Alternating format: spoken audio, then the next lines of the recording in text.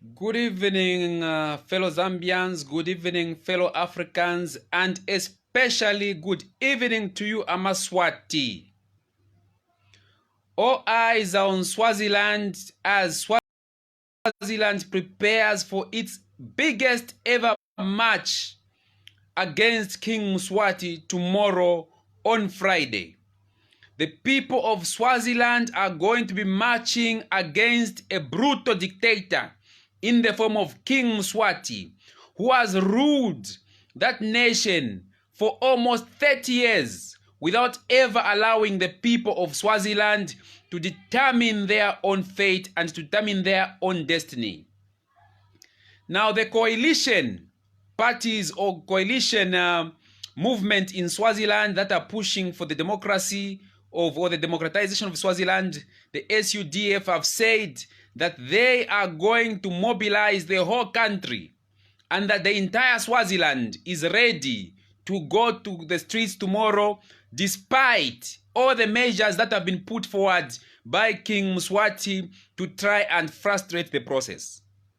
Now, like I said, the entire Africa is with you, Mswati.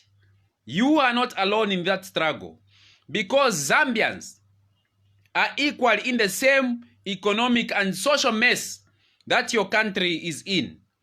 The only difference between your dictator and our dictator is that your dictator is a king, is a monarch, and our dictator is an elected dictator. But the suffering, the poverty, the unemployment, the inequality, the rule of thugs and the rule of institutions of government against the people is all the same. As Africans, we all suffer the same from these brutal regimes, whether elected or coronated or by birthright. We all suffer the same. That is why we are in solidarity with you, because we know that your victory will give us also hope for our own victory. And eventually we hope that the entire Africa can be liberated from dictators and kings and elected demagogues who have no interest of the people at heart, but only their own interest, to be building big houses and driving around in luxury cars and stashing millions of dollars in foreign banks that they loot from the people of Africa. Now, what is happening in Swaziland today, or what has happened, is that King Mswati, in a bid to forestall or frustrate the biggest match in history, he knows that the people of Swaziland have woken up and that people of Swaziland won't be deterred. They won't be stopped by guns, they won't be stopped by tear gas, and they won't even be stopped by the king himself. What he has done now is that King Mswati, through his mouthpieces in the media, has called for what is called Sibaya. Sibaya, from what my sources inside Swaziland have told me, is that Sibaya is like an indaba. The king has called for an indaba for people to go and meet him at his palace. What he wants to tell them, I do not know. But I want to warn you, Mswati. This is not the time for compromise. This is not the time for negotiations. Because you can only win on the negotiating table what you have sweated for and what you have achieved on the streets, on the battlefield. You ought it, and you owe it to yourselves to prove beyond any reasonable doubt on the street that you are ready for King Mswati, that you are ready to meet him head on. So this call for Sibaya, the so-called Sibaya, must not be tolerated.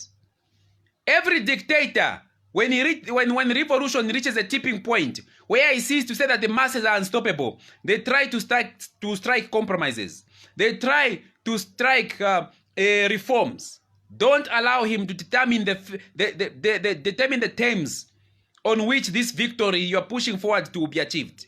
Don't allow Mswati to determine the terms by which you are going to achieve your goals. Mswati has called for a Sibaya and he's offering free transport. He's dangling a carrot. He's using what you call a stick and carrot tactic. The carrot is that he's offering free transport to any Swazi that is going to attend his Sibaya. He's also offering free food. Imagine, Swazis have been starving in their homes because the same regime of Mswati has imposed the curfew. Has imposed the curfew on the Swazi people. Swazi people have been forced to be in their homes for the past 2 weeks. And now, because the Swazis have decided to march tomorrow in the mother of all marches, they have decided to march on him tomorrow. He's called for a Sibaya. He wants to hold an Indaba with the same people that he's been shooting and killing. He's providing free transport. He's providing free food. And he has lifted the COVID ban. This is the same king who imposed a COVID ban. He said there can be no gatherings. He even said there can be no delivery petitions by the people of Swazi. He banned petitions. It was not allowed to deliver a petition to the king to let him know about the grievances of the people. He banned it in the name of COVID. But because the Swazis have decided to march tomorrow, he's hastily announced that he wants a Sibaya. He wants a truce. He's providing transport and food for those that are going to go there. And he has lifted the ban on COVID. Mswati, don't be fooled. Don't be fooled by this Sibaya. And don't go there. Don't you dare go there. This is a divide and rule tactic. I know there are some cowards within your ranks who are saying, no, let us give the king a chance. Has the king ever given you a chance when you were being shot dead by his police and military? Has the king ever given you a chance when you've been wallowing and languishing in poverty while he sold every piece of Swazi soil to the Chinese? Has he ever given you a chance when you, the youths of Swaziland, have gone to school, completed school, some of you even gone to colleges and universities, yet there is no employment? Has he ever given you a chance when the levels of inequality in Swaziland between the royal family and the royal stooges and the people of Swaziland is the difference between night and day? This king Mswati, this butcher of Mbabane, must not be given a chance. And he must not be given an ear at all. When you are nearest to the finishing line, that's when he wants to score for a Sibaya. I said, down with a Sibaya. Abash King Mswati and abash the Sibaya. The battle must be decided on the streets. The only thing that you should hear from King Mswati is when he says he's abdicating the throne. That is giving up his reign as king, and that Swaziland is going to become a democracy. And that you, the people, are going to decide who's to lead you through the democratic process. He must unban all political parties. Those were the demands that you made. And those are the demands that the SUDF and the Communist Party of Swaziland and others, the church and civil society, those are the demands that you've made. You want the unbanning of political parties. You want the return of democratic rule to Swaziland, of which you've never had, so it's not even a return. You want the establishment of democracy. Don't let up. The entire Africa is with you, Mswati. Zambia is with you. Zimbabwe is with you. Even South Africa, which has its own issues, and there is looting, massive looting in South Africa. South Africa is with you. Congo is with you. Nigeria, Egypt, Somalia, Ghana, Uganda, all Africans are with you. And we are watching you very closely. If we had our way, we could have marched past our borders and come to join you in saying no to the rule of a monarch. So my simple message to you this evening is that do not be afraid. Do not be deterred either by the sweet talk of Mswati, who's calling for a Sibaya and offering you free food and transport. You have just buried your comrades. About 150 comrades who were shot and killed by Mswati. This cannot be no time for you to entertain any call by the king. And I'm urging you to reject any call for negotiations with the king. You can't negotiate with a butcher, a killer, and a swindler, a looter someone who's looted your country to the ground. You don't negotiate with these people. He can't call. How dare he? He can't call you to a Sivaya or to an Indaba. You are not his subjects. Any Swazi who's going to go to the Sivaya or the Indaba that has been called by King Mswati and his arrogant daughter, Skanyiso Dlamini, anybody who's going to go there is simply telling the king to say that you are still his subjects. Are you subjects of Mswati? Are you slaves of Mswati? Are you his pawns? No, you are not. It's time to assert your independence. It's time to assert your freedom. It's time to assert your rights. And the only way you can assert your rights against a rogue regime, a rogue monarch, a brutal king, the only way you can assert your rights is by refusing to attend any meeting that he calls with his attitude, calling you like small boys and girls, calling you like children. Stay on course. Stay on your own program.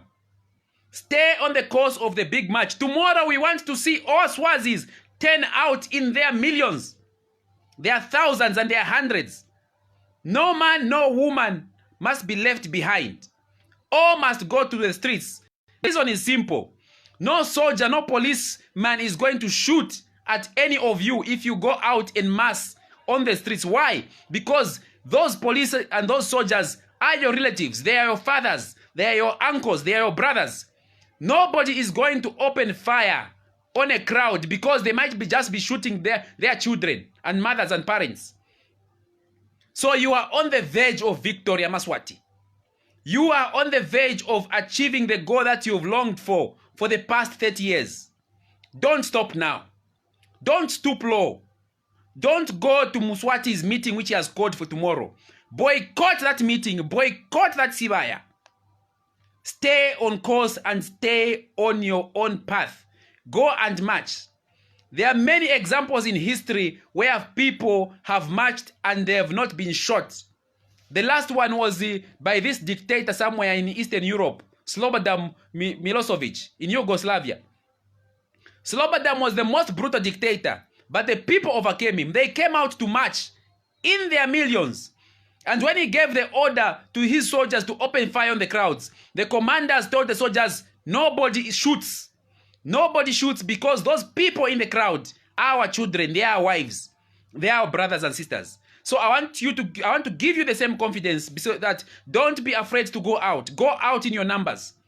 When you are many, when you are in thousands, and we the African communities keeping our eyes on what is happening there, Mswati will have no choice but to abdicate and step down from his throne and pave and open the way to a democratic Swaziland. There is strength in numbers, comrades. There is strength in numbers. That's the only strength that you have. Your unity, your solidarity, and your decisiveness to march together for the cause of democracy. What you want is a better life. What you want is jobs. What you want is to own back your own country. And you can only do that if you stand as one. You are a united force. Be a united force. We will give you the support and the solidarity and the voice who are in Africa. Because we are your brothers. We understand what you are going through because we are going through the same. But under no circumstances should you compromise, comrades. Remember, victory is near. Stay on course. Let that march of millions, let the mother of all marches in Swaziland continue. A luta continua.